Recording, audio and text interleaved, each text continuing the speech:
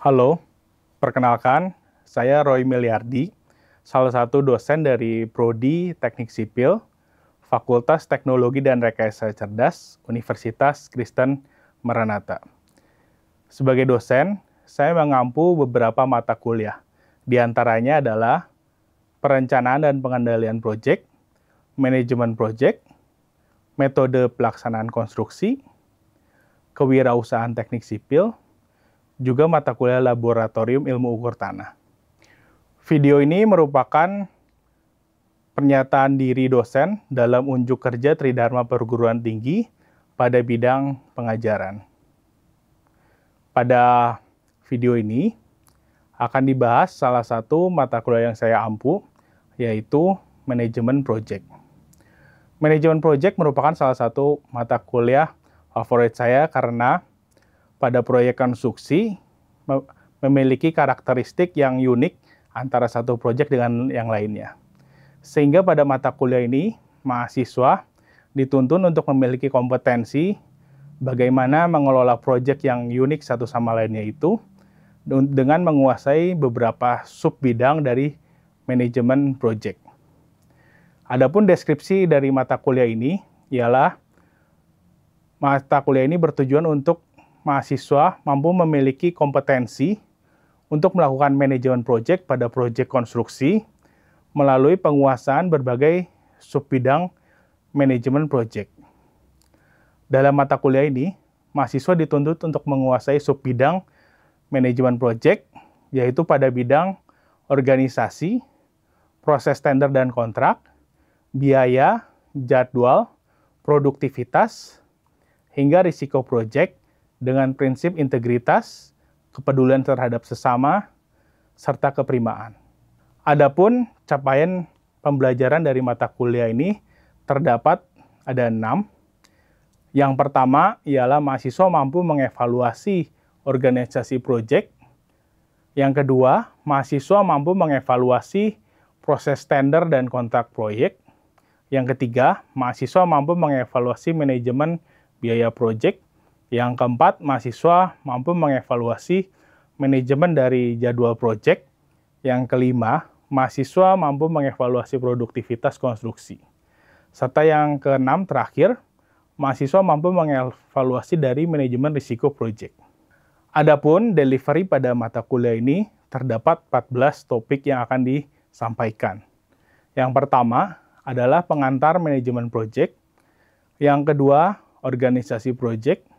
Yang ketiga, kontrak konstruksi dan proses tender. Yang keempat, manajemen biaya proyek. Yang kelima, RAB pekerjaan arsitektur. Yang keenam, yaitu rencana anggaran biaya pekerjaan struktur, jalan, dan jembatan. Yang ketujuh, ialah rencana anggaran biaya pekerjaan mechanical, electrical, dan plumbing. Yang kedelapan, penjadwalan proyek dengan metode diagram batang. Yang kesembilan, ialah penjadwalan proyek dengan metode jalur kritis. Yang kesepuluh, penjadwalan proyek metode presiden diagram network. Kemudian yang ke-11, penjadwalan dengan metode PERT. Yang ke-12, yaitu produktivitas konstruksi. Yang ke-13, proses manajemen risiko proyek. Dan yang terakhir, yang ke-14 adalah keselamatan dan kesehatan kerja. Adapun interaksi yang digunakan pada mata kuliah ini, yang pertama, interaksi dilakukan melalui platform Learning Management System, LMS pada Universitas Kristen Maranatha yang disebut dengan Morning, Maranatha Online Learning. Pada platform LMS tersebut mencakup interaksi lainnya juga, yaitu sinkronus melalui tatap muka online melalui platform MS Team dan juga didukung pada pertemuan tatap muka di kelas yang telah rutin terjadwal setiap minggunya. Kemudian adapun interaksi yang lain berupa asinkronus, berupa video-video pembelajaran yang juga tersedia pada LMS. Dan yang terakhir yaitu media pendukung berupa grup diskusi yang telah sinkron ataupun ada di dalam LMS maupun platform tambahan berupa Microsoft Teams. assessment. Adapun pada mata kuliah ini terdapat penilaian dari laporan simulasi tender konstruksi yang dengan berbasis dengan problem based learning yang memiliki bobot 40%. Kemudian ada tugas dan kuis 20%. Kemudian ada ujian tengah semester dan akhir semester yang masing-masing memiliki bobot 20%. Adapun proses assessment telah disampaikan pada saat awal perkuliahan dan juga tersedia dokumen-dokumen RPS dan dokumen pembelajaran rencana pembelajaran lainnya pada Learning Management System yang dapat diakses oleh setiap mahasiswa. Berikut adalah video salah satu proses pembelajaran tatap muka di kelas pada topik rencana anggaran biaya struktur baja. Oke, selamat sore semuanya. Oke, hari ini kita akan masuk ke pembelajaran selanjutnya, yaitu RAB, biaya pekerjaan struktur baja. Sebelumnya, ada yang bisa menjelaskan konsep dari RAB, struktur biayanya apa aja? Ada yang mau jawab? Struktur biaya pertemuan minggu lalu, ada yang mau disampaikan? Jadi RAB itu biayanya apa aja tadi? Direct cost, indirect cost. Nah, untuk yang direct cost apa aja? Material, equipment,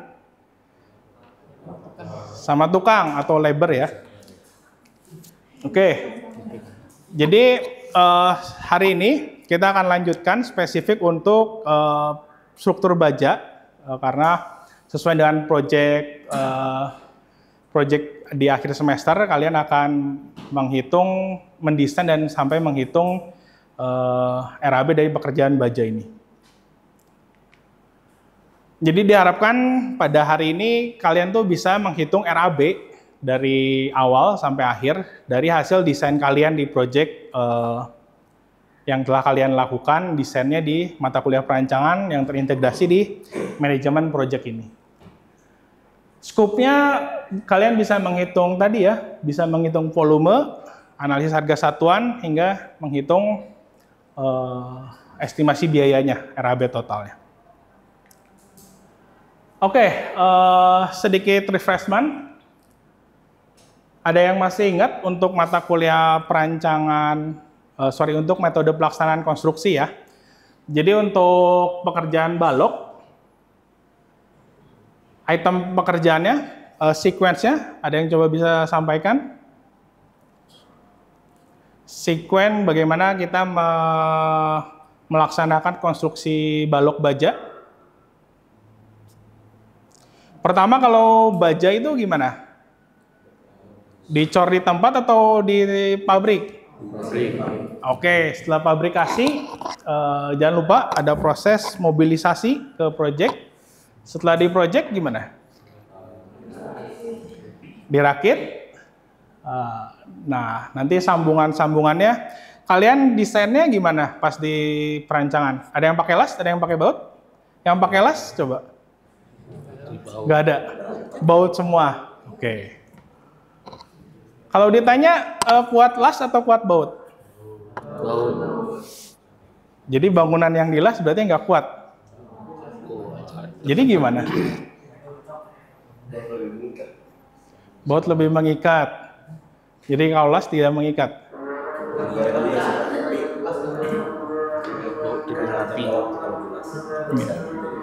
Ya harusnya kalian sebagai engineer, jadi bagian perancangan mau pakai baut, mau pakai las, ya harus kuat kan ya.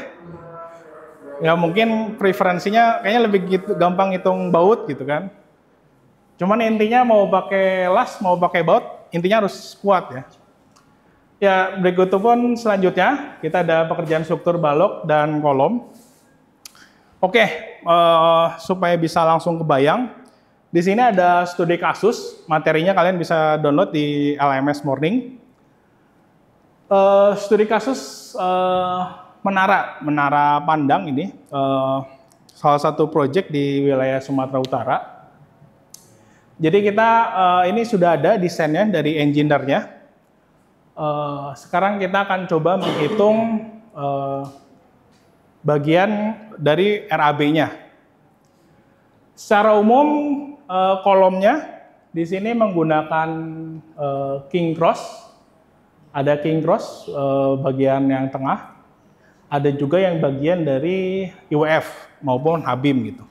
Kira-kira seperti itu. Tingginya sekitar 6 lantai. Oke. Ini balik lagi ke pertemuan minggu lalu. Tadi sudah disampaikan ya, harga satuan ini bukan RAB, ini adalah analisis harga satuan pekerjaan. Jadi nanti kita lihat bentuknya di akhir RAB itu seperti apa. Pada prinsipnya sama ya, RAB nanti pekerjaan jembatan, beton dan lain-lain. RAB itu disusun dari volume dikalikan dengan analisis harga satuan. Nah, volume itu yang sering disebut dengan BOQ atau Bill of Quantity. Pertanyaannya sekarang ada yang bisa jawab nggak? Kira-kira listnya ini nih, list tenaga, bahan, dan peralatan munculnya dari mana? Ada yang mau coba jawab? Kenapa tiba-tiba untuk AHSP 1 kg besi muncul nih? Pekerja, tukang, kepala, mandor, bahannya seperti ini, peralatannya seperti ini. Ada yang mau coba jawab? Kenapa? List ini dapatnya dari mana sebenarnya? Dari peraturan. Peraturan dia bisa nentuinnya dapat dari mana? Survei lapangan. Nah, jangan lupa. Jadi ini balik lagi ke bagian metode pelaksanaan konstruksi. Di mata kuliah itu kan kalian belajar tuh secara sequence bagaimana masang besi itu seperti apa. Itu kan ada analisisnya ya. Jangan lupa itu ngitung berapa kebutuhan pekerja, tukang, dan lain-lain. Itu dari mata kuliah yang MPK yang sebelumnya ya. Jangan dilupakan. Jadi ini baru analisis harga satuan. Analisis harga satuan ini basisnya kumpulan dari resource. Jadi tadi kalau untuk masang 1 kilo besi, itu tuh ada kontribusi dari tukang, tukang las, kepala tukang, mandor, dan sebagainya. Hanya koefisiennya ini itu nanti bisa dapat dari mengacu ke pemerintah, bisa juga misalkan kalau kalian punya kontraktor ya kalian observasi di lapangan ya, produktivitas itu. Nanti akan dibahas di pertemuan ke-10 tentang produktivitas konstruksi ya. Nah, sementara ini harga satuan. Harga satuan ini itu basisnya di lapangan ya. Jadi contoh kepala tukang mandor ini hitungnya per hari ya. Ada satuannya orang hari.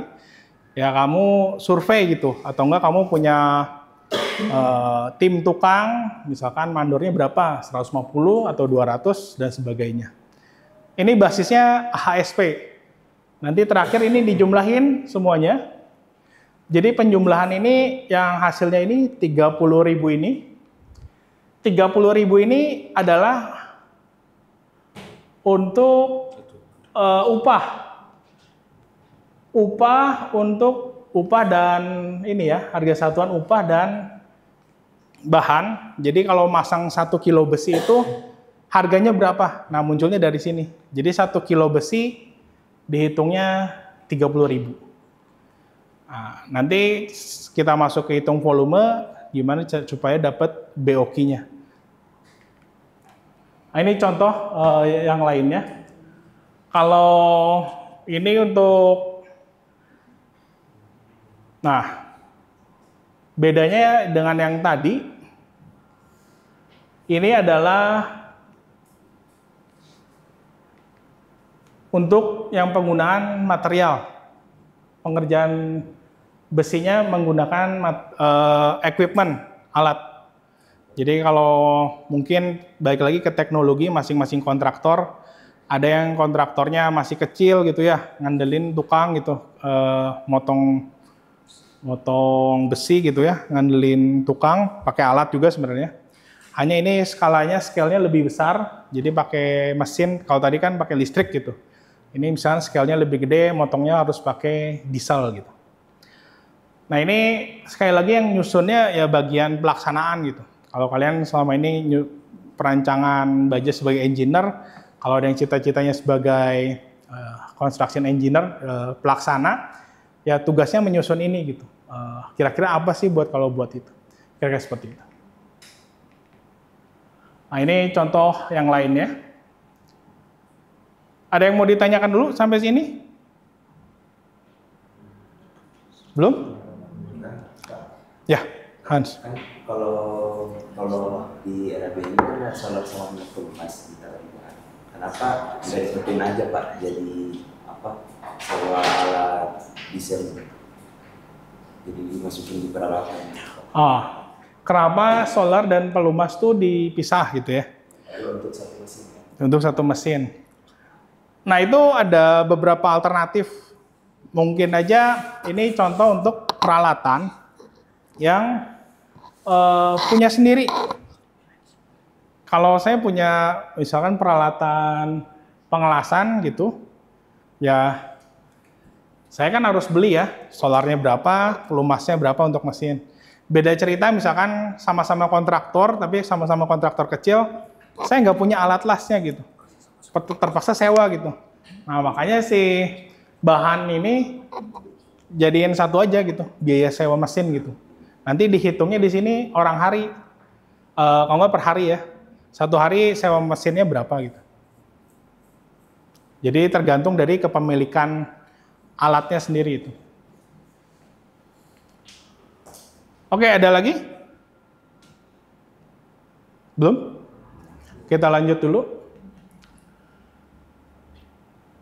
Oke, ini adalah analisis harga satuan pekerjaan.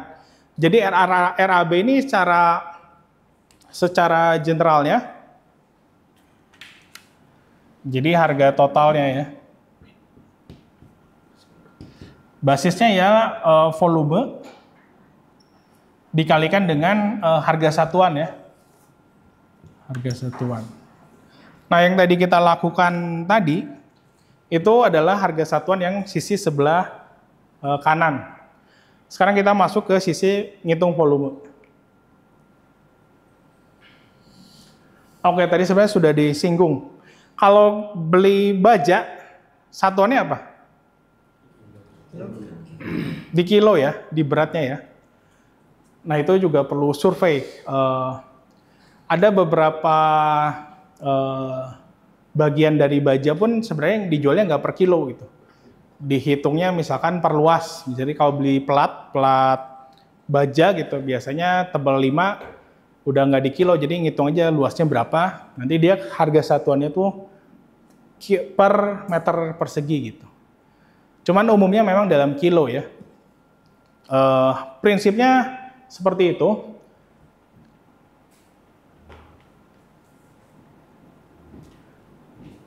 Nah, balik lagi karena kita ngitung volumenya dalam kilo, pada prinsipnya ngitung berat gimana? Berat profil baja. Panjang kebutuhan?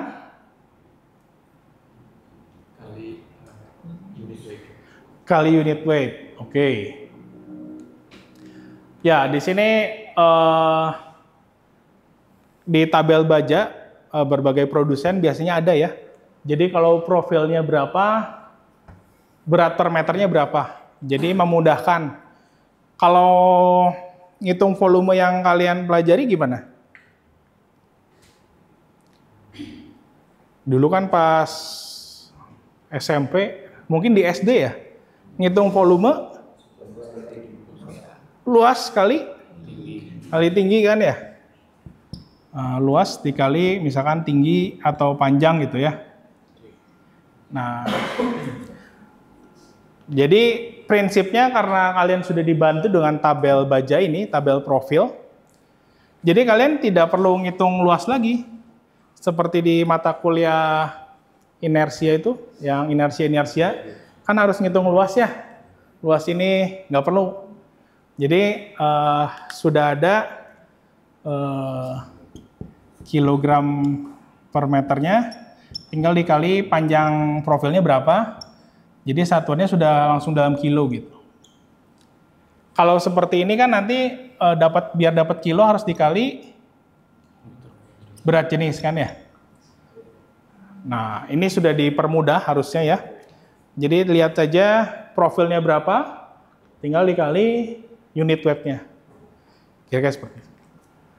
Nah, ini untuk RAB-nya. Tadi kita sudah hitung di awal harga satuannya kan ya. Tadi kita sudah hitung volumenya. Nah, tadi sesuai yang di sini ya. Jadi volume dikali harga satuan, kalian sudah dapat harganya. Nah, biasanya ini dikelompokkan, RAB-nya ini dikelompokkan berdasarkan tipe, ataupun mau berdasarkan tipe lantai, tipe kolom, tipe lantai, apapun. Biasanya sih per tipe ya, kalau baja, khusus dikelompokkan lagi per lantai, kita punya listnya. Tadi kan ya, ngitung profil, ngitung stiffener, ngitung baut, ngitung angkur, semuanya kita jumlahkan, volumenya berapa, beda-beda kan ya, ada yang 6 kilo buah, dan lain-lain. Grouting juga masuk. Oke, sampai sini. Ada yang mau ditanyakan dulu?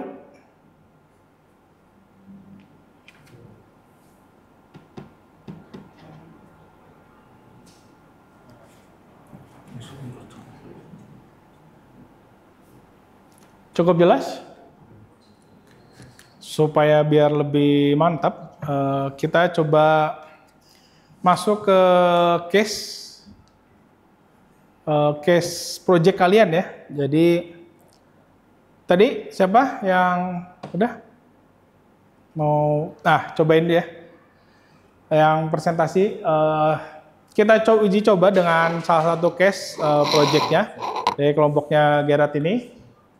Nanti kita hitung sama-sama untuk volume dan volumenya dulu aja ya untuk hari ini. Nanti kalian tinggal susun RAB-nya untuk tugas project kalian dikalikan dengan baru disusun secara umum. Oke, silakan. Coba dulu ya sini.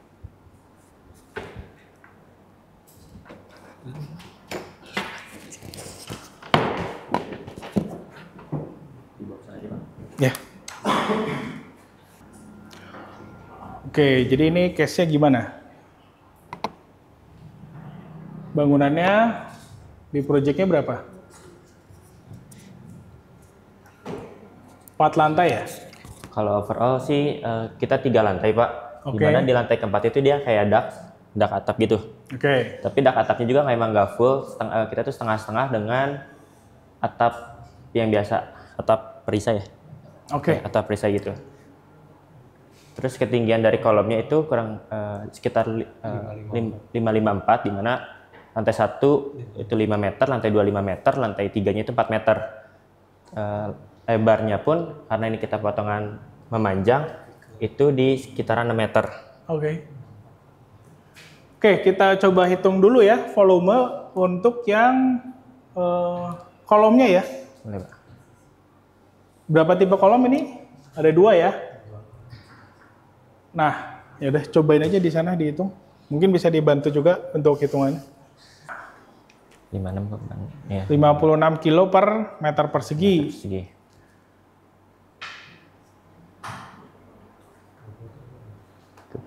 Jangan lupa dikali jumlah, oh ya, oke, sip. Bisa dibantu temannya?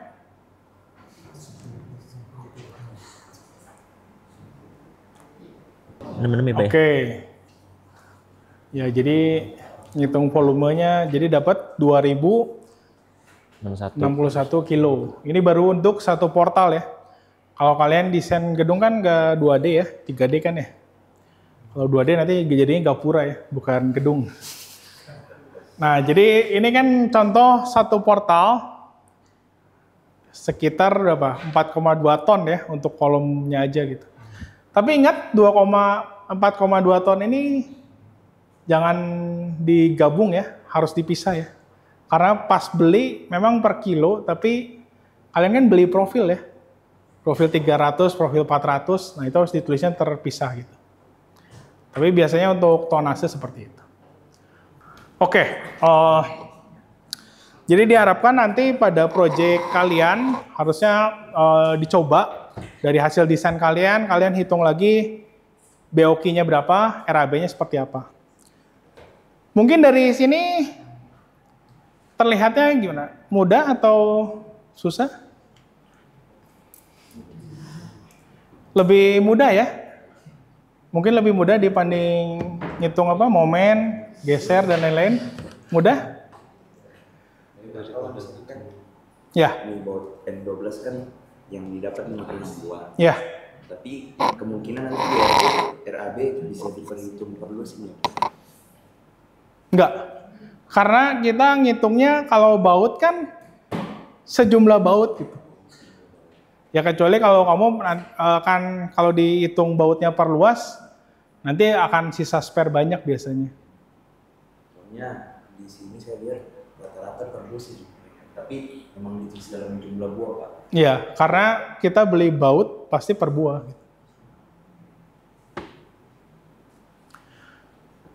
Intinya itu namanya optimasi gitu. Kalau misalkan tadi pas saya satu tipe aja gitu, yang penting 56 buah di semua titik, ya oke. Cara nuruninnya gimana? Kalian ingat ada satu variabel lagi, harga satuan. Nah, kalian harus, itu bagian dari pelaksanaan ya. Kalian cari supplier yang oke, misalkan rekanan gitu ya. Itu untuk mengevaluasi ya. Jadi kalau nanti, kalau tender, ini kan simulasi tender, nanti di akhirnya dibilang mahal atau murah, lihat punya temannya mahal atau murah, ingat kalian punya dua variabel yang bisa dikontrol. Kalian bisa menghitung optimasi struktur, yang pasti kalau struktur itu harus aman gitu ya. Atau sebelahnya lagi, harga satuannya harus lebih murah dari kompetitor kalian. Biar ya intinya kalau tender ya bisa menang gitu ya. Pengennya apa sih kalau beli sesuatu ya, alat gitu. Pengennya murah dan kuat gitu ya. Nah itu, cara mengontrolnya seperti itu. Gitu. Apakah bisa? Ya bisa, kalian punya toolsnya dua ini. Kalau dari sisi RAB. Oke, itu aja. Ada yang mau ditanyakan dulu sebelum kita tutup?